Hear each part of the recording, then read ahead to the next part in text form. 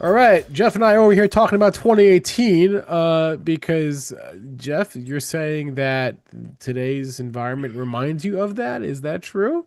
Just bad times, man. And I don't like being grumpy during Christmas. Man, I have a little cold. It could be a personal thing, Spencer. It could be, I don't like to see Target being bad. But we broke the 50-day, and we're starting to get into one of those kind of vibes where I don't know if you remember 2018. We had kind of a crazy president, then we had some weird trade policy stuff going on. So history echoes, and we broke the 50-day, and then in December stocks started dumping. I was looking into it, and it was just kind of bids wanted, and it killed the retailers. And you know the way these sell-offs work, right? It's nothing matters till it does, and then all of a sudden, just then as now, it's like, oh my God, tech is overvalued. Well, no shit, really? You think?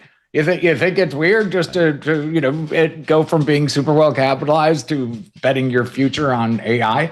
And this is from someone who I use ChatGPT to come up with all the data, but so I'm a fan, but yeah, we just have some problems, and really it kind of comes down to Krampus versus Santa, the war for Christmas.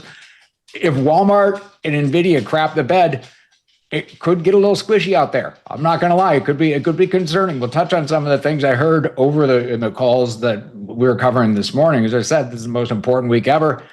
And it's not fantastic out there, but stocks broke ridiculously hard. The consumer, of course, is front and center. I looked at retail sales in 2018 because I was like, wow, was it really this bad? And yes is the answer. 2018 kind of looks on paper like it was a decent holiday. As it turns out, once the market breaks, people stop spending money. And that's sort of happening again. You see Bitcoin down 3-4%. All those maximalists are going to be coming up a little short armed when it comes to filling the stocking this year, just because that's the way stuff works. And so when you deny benefits to the people who are neediest, and then you start smacking the rich guys in the nuts too, that doesn't leave a lot of buying groups out there. That puts a lot of pressure on pretty much anyone who's going to be a consuming consumer. I'm the first one to crap on all the surveys that we've seen when they come out negative. I still think we'll have the biggest Christmas ever, as we did in 2018, but there's a lot of ways to get there. Not all of them are super pleasant. And we're running out of planks to hold on to when it comes to both this bull market and a little bit of the consuming side. And when I say it was bad for you newbies out there, it was bad. It was from December 3rd until Christmas. The S&P fell 16%. Retail sales went straight to crap, and the XRT fell 19%. Now, if you haven't been through a market that's fallen 19% in 2.5 weeks, let me tell you something. It's not super pleasant. It's bad times, man. The last time we broke the 50-day before this past week was in February. We fell 19% through April 7th, my birthday, the birthday low, the Jeff Macke Day low. Celebrated, known throughout time memoriam, but we got there in a hurry, as you recall, and no one wants that going into Christmas. But I'll tell you what, from the consumer side, if we do get that type of selling, folks aren't going to be going out and spending top dollars. They're not going to say, geez, it's been a while since I bought $200 tights at Lulu. Let's go back and try to revisit that again. Is it terrible? I think we already probably have enough sales in the hopper based on Williams Sonoma had nice numbers. TJ Maxx was suspiciously good. Target with no excuse. That's the XRT in 2018. You can pull that back up just because you can see the relentless every single damn day. You see all those red lines, just every damn day, right up until Christmas. Between Christmas and Christmas Eve, the bottom occurred on the 24th to the 26th. It was really a Christmas miracle, but then we just bottom all that back. And so it always ends okay, proven by the fact that you and I are sitting here talking about stocks. But there's some red flags that suggest in the near term, we need decent numbers out of Walmart tomorrow. We need them to say kind of just the right things on inflation, which is it's not so bad. If we take the Fed cuts out of the equation entirely, because Walmart says, inflation's coming, it's finally coming, here it is in the pipeline, we've seen it coming, but the tariffs are here, that's going to be a problem. And I'll tell you why. One of the reasons I think so, TJX, I still call them TJ Maxx because I'm an old man. I think But everyone does. It's fine. yeah, I'm good. Thank you. But they were good, and they're buying product from other retailers, right? And so you want them to be good. They good. It's they showed up. They had really nice comps, and then I was listening to the call, and they were a little too good. You don't want people who are buying remainder product from other merchants to say we've just got too much crap. There's too much opportunity for us. So on the one side, customers are coming in and buying from them, but on the other hand, TJX is buying just a ton of distressed merchandise from a lot of other merchants. That doesn't bode well for the earnings that we have coming down the pipeline. It just kind of bodes ill for the lesser merchants that are selling all their stuff to TJX. So Walmart is big tomorrow. Walmart is. Let's talk about this. Let's talk about Walmart. Yep. So, the question that we're all kind of asking here is like, how much trouble is the consumer in? And then by extension, how much trouble are the retailers in if the consumer is in trouble, right? And so Walmart's going to be the bellwether. You always talk about that, right? Walmart Yeah, drives everything. they drive everything. The BLS just officially they canceled October. The jobs report that's canceled. They probably took one look at it and said, you know what, the president's going to fire us if we report this. So just for our own good, for our own personal BLS Christmas, yeah, it's going to ruin the BLS Christmas party if we report these numbers. So we're going to get pretty much all the economic data that we're going to see, good, bad, or indifferent, is going to come from Walmart tomorrow. We're going to see inflation. We're going to see exactly how much cutting benefits for that 5-6 week period where no government employees got paid. Air traffic controllers, they tend to go shopping more when they get paid as well. Just like normal human beings. Government employees like to have money when they go shopping. So if you don't pay them for a month and a half, it turns out they spend less. We need to see from Walmart, we need them to come out and say, you know what? Those folks came back to the stores. They came back in and started shopping immediately. And we saw an immediate rebound. We need inflation in check from Walmart. They're our best source for that. They carry, their top 20 vendors are who's who. You're talking everybody from Coca-Cola, Procter & Gamble, anyone in the S&P who makes stuff that they sell to consumers pretty much has to deal with Walmart in one form or another. You don't want business to, you don't want all of them to be capturing too much share on the high end. You want that to be good, but not great for Walmart. We know that McMillan's retiring, so it's going to be kind of an up in the air quarter. I don't expect Walmart itself to be a disaster, but they can certainly send a chilling portent of ill down through the entire pipeline of the consumer world if they're a little too soft, and if they're soft in a way that they say, you know what, we lost the low end consumer entirely, and rich people are coming in here for the first time ever because they can't afford to shop at other places. That would be a bad thing to hear from Walmart tomorrow morning. It's a pretty important report.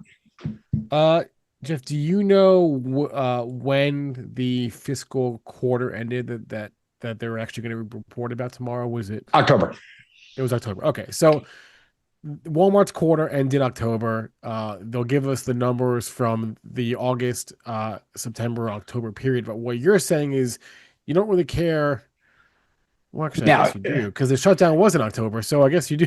I want to hear from that, but the advantage of Walmart over the BLS, over any of the economic indicators you get, is Walmart has to spin it forward because the analysts don't really care. They're going to say, that's fine. You missed by a penny, whatever. You do $1.3 billion a day. We're not that sweating in October that much, especially when they get some 30%, give or take, of all their revenues in Q4. And so it's going to be incumbent on them to tell us how's Christmas going. Have you seen a relatively balanced type of shopping? Have we seen, we heard decent stuff from Target, but Walmart is a much more stable company that's operating, hitting on a lot more cylinders.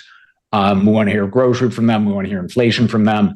And we want to hear if just kind of, again, how's Christmas going? As I pointed out in 2018, November was fine. December actually hit the skids.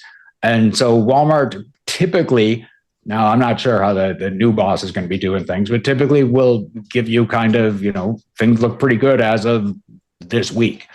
Okay. But Walmart's not looking great. Costco hasn't been looking great. These stocks have been underperforming, so we need to be assuaged a little bit. We need to be comforted, soothed. So it sounds like you're not making a call, but what you're saying is that whatever Walmart says is going to determine your mood and your opinion on things. Is that fair? Yeah, you're better. Play the first derivative on all these names, Spencer. That's my meaning that it's you can make a crapshoot in terms of going into the number. it's better to do your homework and then see if the market's overreacting one way or the other. And so I'm going to be in an interpreting mood and Right. mode tomorrow, just as I have Okay. been today, which is I want to hear from the company themselves and hear what they have to say. All right. So then let's talk about one such company that did report already.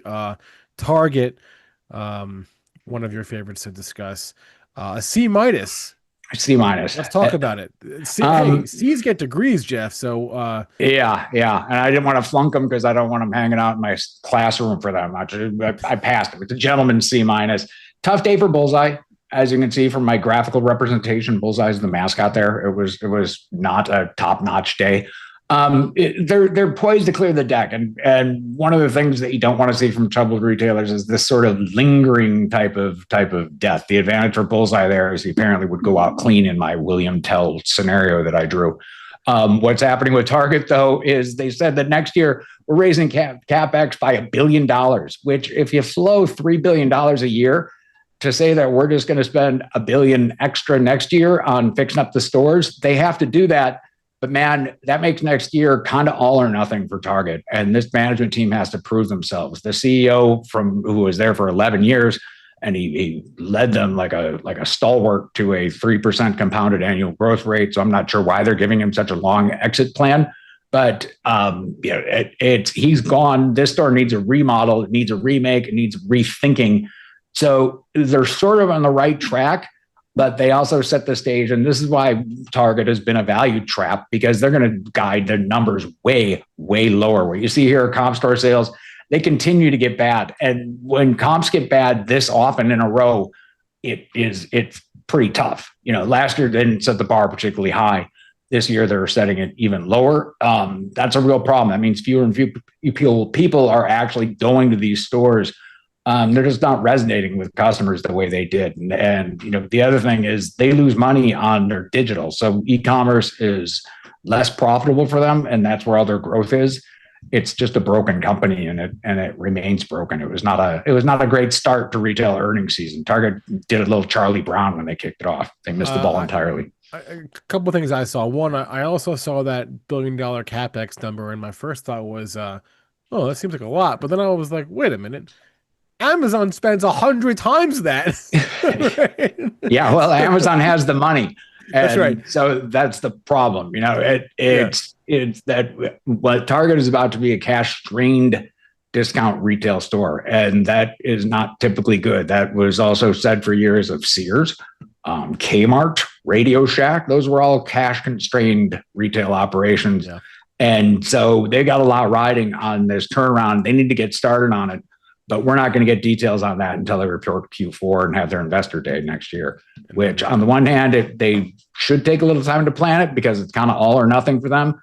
But they also need to hurry up. They need to get this put together pretty fast. They can't afford to screw around. I saw the bit about the Chat GPT partnership, but that arrow didn't land. It seemed like no, it's and they kind of made noises again. They have to do big stuff, and so it's not like I'm criticizing them for spending money, because you can't really complain about the sense of urgency. Then TJX came out and they're just like, we are drinking a milkshake. I mean, they are destroying Target, and kind of everything Target used to be. TJX is affordable place to shop. They're taking kind of market share from everybody. All of which is good. They're taking it economically from the high end, the low end, better, best bet, great. So they're doing great with that treasure hunting model. For them, fantastic marketplace for them. I've been trying, as in the Portfolio Plus, we've been making noises, gesturing, wanting this company. There's nothing but love for TJX. I would love to get them cheaper. They're growing 12% and trading at 30 times. So, if you can invert those numbers, that would be great. I want to buy them when it doesn't feel so good. But the note on it, fundamentals, technicals, and messaging, you need all three of those. TJX has all three of those and then some. Just no excuses. As far as they're concerned, the consumer's great. They just kind of shrugged and they're like, yeah, things are terrific. What are you looking for? This messaging for you, those of you who actually are kind of fundamental dorks, I'm talking to you, Investopedia types. You are my soul brothers. check this out. And you want to go through the weeds on the good companies, just like you would a Buffett newsletter. This is the way you want to communicate. It's a super clear message. We have a treasure hunting experience. You come into our stores, you're going to find something you can't believe how cheap it is every single damn time. That's how you get 5% comps over and over again. That's how you win in retail. That's how these guys get super rich at everybody else's expense. But again, as is the case with that, we don't need the entire world to die and have just TGX be the only ones winning, which is good because Williams Sonoma is also pretty good. That stock is not doing a damn thing. Laura Alber, who I have unnaturally positive feelings about, and I think she's just one of the best CEOs out there right now. They crushed again. It was an easy call, but I said they would beat and be cautious on guidance because they have to be, because anybody making furniture and Pottery Barn's a big part of what they're doing, is going to be, going to have to be a little cautious because they don't know what the policies are going to be. All they can do is execute, and that's all they did. Yet another quarter. But this is 4 straight quarters of absolutely knocking the cover off the ball for them, and you can see the rewards for being a merchant this year. It's been a tough year policy-wise. So A- for them. Spectacular performance, great operation. The stock's only down 3% as a result. There's no rest for the wicked, I guess. So for a fundamental person like yourself, sometimes you got to just, all you can ask for, like you said, is the company to execute, and then believe that one day the stock price will just take care of itself once people recognize the execution, right? So sure. sometimes You give it just takes time. It's numerator denominator, right? And so they're earning more than they were a year ago. The price has done nothing, and so the company is by definition getting cheaper, and that's going to coil. That's how that works. The idea of these companies kind of basing isn't strictly technical. The idea is that your earnings grow, and eventually it becomes too cheap to ignore.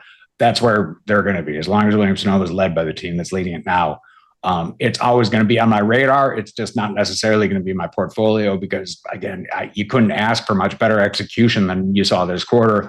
And as a result, you're only losing 3% today. Yeah. Throw this in the companies you like, stocks you don't category. Yeah, exactly. You don't have to own all of them. And right. So, I've got Walmart. I like them. They're a great company. I'm trapped in the stock. Do I expect to go higher tomorrow? Nope. I hope they report a really good number and it only goes down 2%. All right. What have we learned here, Jeff, this week? And the week is only half over. The week is only half over. And so we got the big daddy. Listen, toys were actually strong at Target. Denim was actually strong at Target. As you know, we've been big fans of the denim comeback and have been trying to trade a lot of really mundane companies and made some pretty damn good money doing it. So for Target to say denim was good was particularly noteworthy because not a single other damn good thing was happening at Target except for toys and denim. So that tells us that people don't go out and buy toys in particular when they're feeling that constrained. So the world hasn't gone to hell in a handbasket yet. It's just sort of teetering there. All the negative headlines, the cancellation of flights, everything that you're kind of seeing just in the news, that actually does have an impact on how consumers spend. It's a terrible time of the year for that to be happening. So we need some good, we need a little Christmas right this very minute, damn it, or consumers are going to go on strike, and it's a really bad time for that to happen. All right. Listen, if you want to get Jeff's holiday retail guide, the link is in the description on YouTube. He'll be on the morning show tomorrow morning, and we'll be doing a live event next week because once we get through this week with the Walmart and all the retail, and we can kind of analyze that information and then look forward. Jeff will have a lot to say. We got Walmart in the Gap tomorrow. That's the biggest specialty operation in the world and the biggest company in the world. That's going to tell us a lot. That's going to give us pretty much all we need to know. Home Depot was fine-ish, not that great. But by tomorrow afternoon, I will either be covered in blood or laurel wreaths tomorrow when I come in because I'll be fresh off the Walmart call and have the news for the viewers in the morning. All right. We will look forward to that. Check the description, links for, like I said, Jeff's retail guide, Jeff's portfolio. It's all in there. Jeff, we'll see you tomorrow morning for Walmart, all right? Bright and early, my friend. All right. See you.